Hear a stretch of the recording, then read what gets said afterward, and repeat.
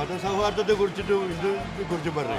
അങ്ങനെയാണെന്നുണ്ടെങ്കിൽ ബാബരി മസ്ജിദിന്റെ പേരിൽ വലിയ തകർക്കപ്പെടാൻ പാടില്ലല്ലോ. ഇപ്പൊ നിലവിലുള്ള പള്ളികളുടെ പേരിൽ വലിയ ഇത് കൊണ്ടാൻ പാടില്ല. NRC എന്ന നിയമം എന്താ നിയമം? ഞാൻ മറ്റേ കമ്മ്യൂണിസ്റ്റുകാരനാണ്, എൻ്റെ പേര് മുഹമ്മദ് കോയ എന്നാണ്.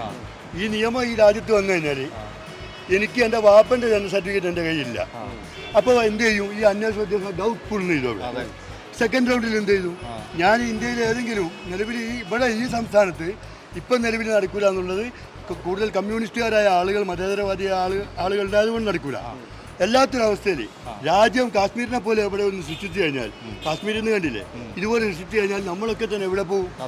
അപ്പൊ ഈ കപടമായ BJPയുടെ മുഖം പിച്ച് ചെയ്യുന്ന ഒരു അവസ്ഥ, അതിന് കൂട്ടി നിൽക്കുന്ന കോൺഗ്രസ്. ഇപ്പൊ നമ്മുടെ ഇവിടെ നിലവിലുള്ള MP 15 കൊല്ലായി. ഇവിടുന്ന് 19 ആളുകൾ പോയിട്ടുണ്ട്. ഒരു ആരിഫും അല്ലാതെ NRCയെ കുറിച്ചിട്ട് ആരെങ്കിലും എതിര് വോട്ട് ചെയ്തിട്ടുണ്ടോ? ഇപ്പൊ മല്ലികാർജുന ഖാർഗെയോട് വളരെ വ്യക്തമായിട്ട് പത്രക്കാർ നിങ്ങളെപ്പോലുള്ള ആളുകൾ ചോദിച്ചൊരു ചോദ്യമുണ്ട്. ഈ NRC നിയമത്തിൽ നിങ്ങൾ എന്ത് ചെയ്യുന്നു? ഞാൻ രാത്രി ആലോചിച്ചിട്ട് പറയുന്ന അത്ര പിടിത്തരം പറയുന്ന ഒരു രാഷ്ട്രീയ പാർട്ടിക്ക് വോട്ട് നൽകാൻ പറ്റുമോ? അപ്പോൾ അതിന് ശബ്ദിക്കുന്നവരെ ശബ്ദം അവിടെ ഉയരണം. ആ കരീം കെ പോലുള്ള ആളുകളുടെ വീഡിയോ ക്ലിപ്പുകൾ എടുത്തോളി, കാണാൻ നമുക്ക് അയാൾ എന്താ സംസാരിച്ച് ഓരോ വിഷയത്തിലും അത്തരം ആളുകളെ ശക്തമായ രീതിയിൽ ഉയർത്തി കൊണ്ടുവന്ന് ഇതിനെ പ്രതിരോധിക്കണം.